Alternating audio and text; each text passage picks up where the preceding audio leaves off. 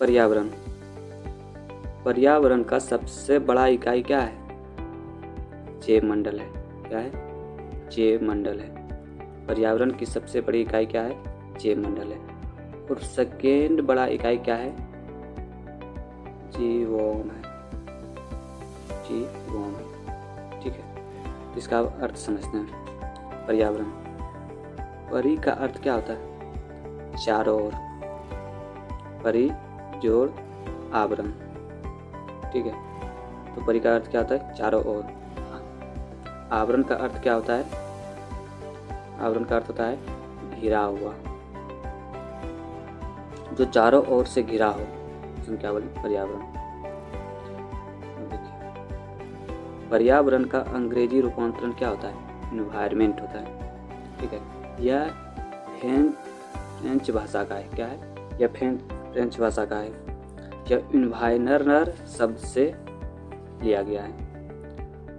इन्वायरनर शब्द का अर्थ क्या होता है? परिवृत्तिक, यानी कि चारों ओर या तो पास पड़ोस।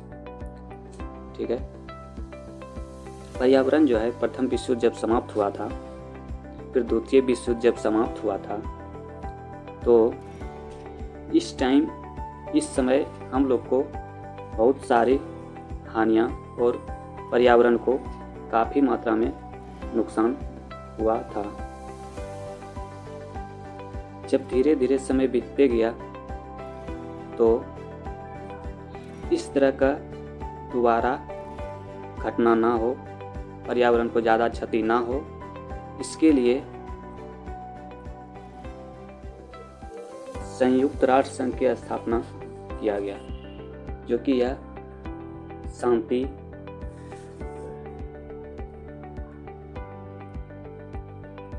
और पर्यावरण से रिलेटेड शांति, पर्यावरण को नुकसान ज़्यादा ना पहुंचाएं, इसके लिए समय बीतते गया। और 24 अक्टूबर 1945 को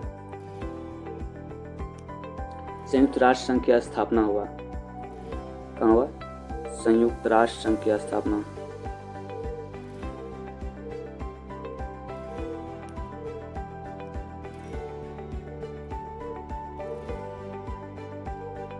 संयुक्त राष्ट्र संघ की स्थापना हुआ। ठीक, यह पूरे विश्व में शांति का कार्य के लिए बनाया गया।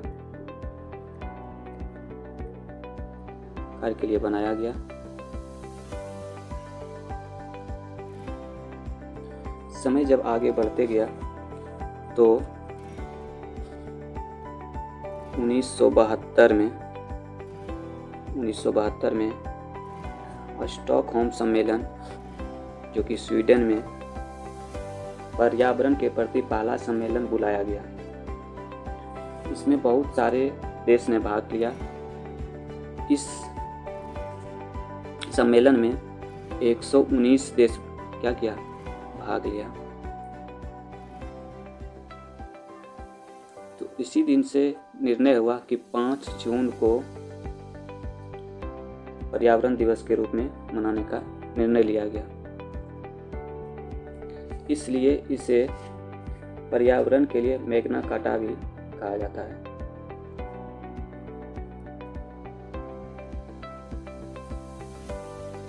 सोचने लगा कि पर्यावरण के प्रति सुरक्षित करने के लिए एक संस्था बना दिया जाए, जो कि इसे यूनेप कहते हैं।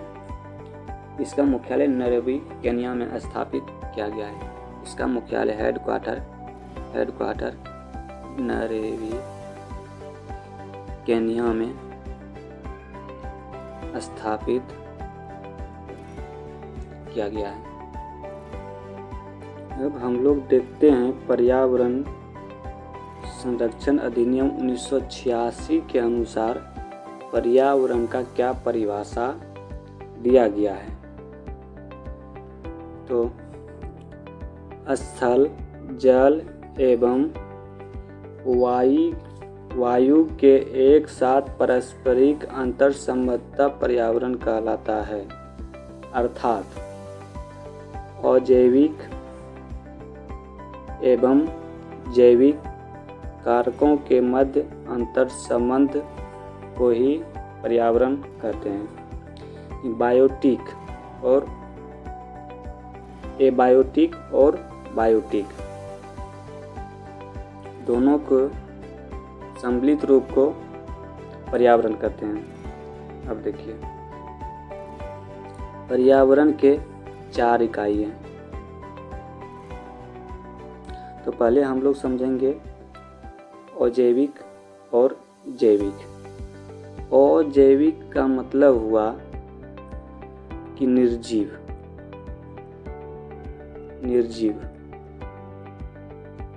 पदार्थ, और जैविक का मतलब हुआ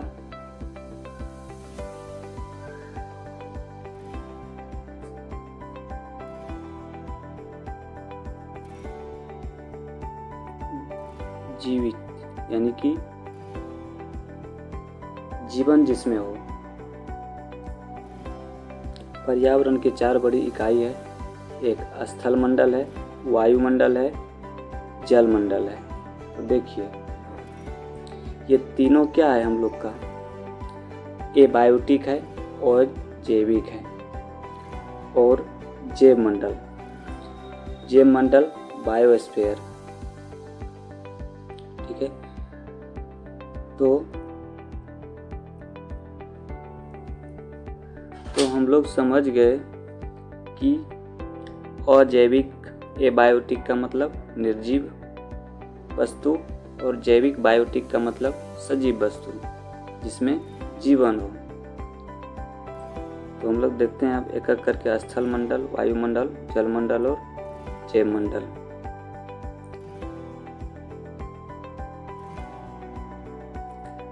देखिए, सर्वप्रथम एस.जे. गोल्ड ने पर्यावरण मानचित्र के महत्व पर बल दिया। तो पर्यावरण के मानचित्र पर किसने महत्व दिया? तो एस.जे. गोल्ड ने दिया, ताकि पर्यावरण से संबंधित बेहतर निर्णय लिया जा सके। ठीक है, सबसे पहले जो पर्यावरण को मानचित्र के रूप में कौन देखा? एस.जे. गोल्ड ने बताया और समझाया कि पर्यावरण से संबंधित बेहतर निर्णय लिया जा सकता है। अब देखिए, स्थल मंडल, जो कि पर्यावरण के हम 4 भाग देखे थे ऊपर। तो स्थल मंडल, पृथ्वी की ऊपरी परत को स्थल मंडल की संज्ञा दी जाती है। यह पृथ्वी का सबसे कठोर भाग होता है। कौन? स्थल मंडल। स्थल मंडल क्या होता है? पृथ्वी का सबसे कठोर भाग होता है, जो कि स्थल मंडल में 250 मीटर तक गहराई तक जीवन संभव है। यानी कि अगर स्थल मंडल है, यानी पृथ्वी है, इससे हम अगर अंदर जाए तो 250 मीटर तक ही जीवन संभव हो पाता है। ठीक है, हम 250 मीटर तक अंदर तक ही जीवन यानी कि जीवित रह सकते हैं। ठीक है, अब चलते हैं क्या? वायुमंडल, एटमॉस्फेयर। वायुमंडल के आशय पृथ्वी के चारों ओर विस्तृत गैसीय आवरण से है। यह गैस जलवाष्प तथा धूलकणों का मिश्रण है। कौन? वायुमंडल किसका मिश्रण है? यह गैस जलवाष्प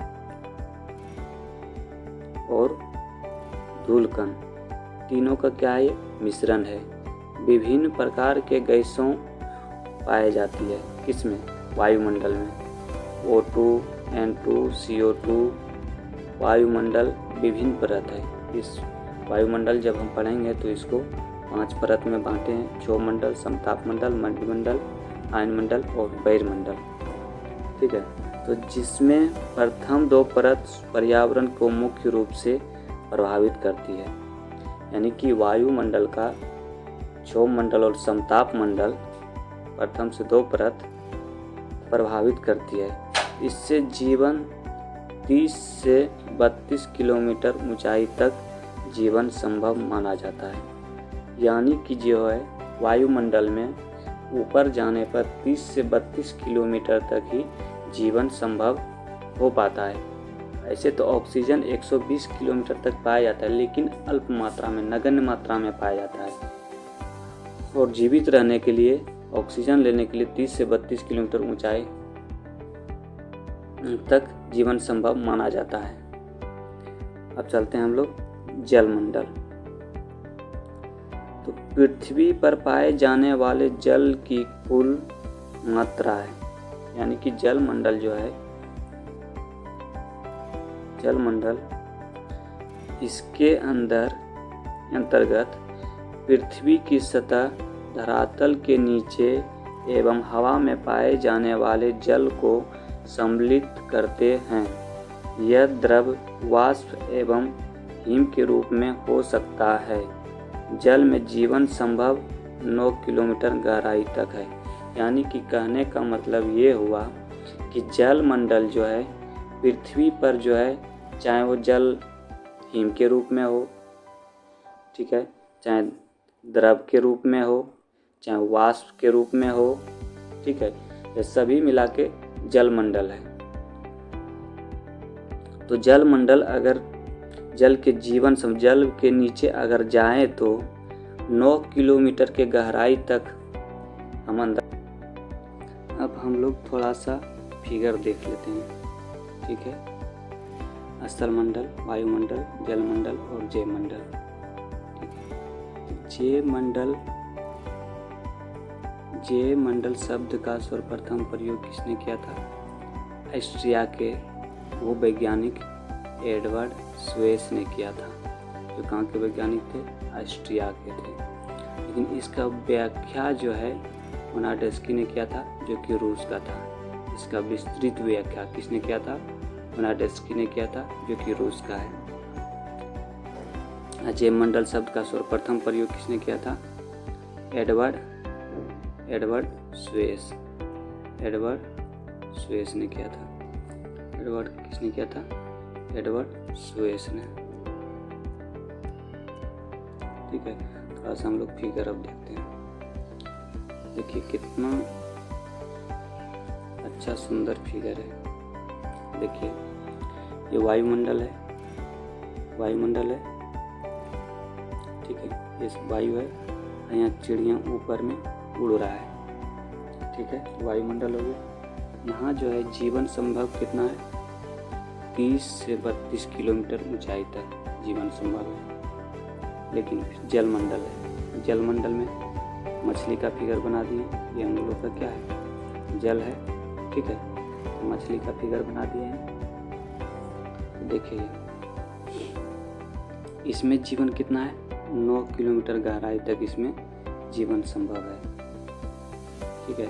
अब देखिए ये स्थल मंडल, यानी पृथ्वी का कठोर भाग, इस पर हम लोग रह रहे हैं, ठीक है। तो इस पर जो है, इसकी अगर गहराई तक जाए तो जीवन संभव कितना है? 250 मीटर। स्थल मंडल पर देखिए घोड़ा बना दिया गया है, हरा हरा घास बना दिया गया है, वृक्ष बना दिया गया है, कोई व्यक्ति बना दिया गया है। देखिए कोई व्यक्ति बना दिया गया है। तो देखिए अब स्थल मंडल का किसको ले लिए? घोड़ा को ले लिए, और जलमंडल का मछली को ले लिए, और वायुमंडल का पक्षी को ले लिए। यही तीनों स्थान जब एक स्थान मिलता है तो इसी को क्या बोलते हैं? जयमंडल का निर्माण करता है, बायोस्फीयर। तो जयमंडल का सर्वप्रथम प्रयोग किसने किया था? स्वेस महोदय ने किया था, एडवर्ड स्वेस, ठीक है, जो ऑस्ट्रिया का भूवैज्ञानिक था। और व्याख्या मोनाडेस्की ने किया था, ठीक है। सभी स्टूडेंट अगर इसको समझे तो कमेंट और लाइक ज़रूर करें, शेयर ज़रूर करें। श्रीमती गंगा देवी मेमोरियल महाविद्यालय सुदामापुर जमुई का ये चैनल है। आगे का जो टॉपिक हम लोग पढ़ने वाले हैं इकोलॉजी, पारिस्थितिकी, इकोलॉजी। फिर इसके बाद पढ़ना है इकोसिस्टम, इकोलॉजी और इकोसिस्टम। तो जय हिंद, जय भारत।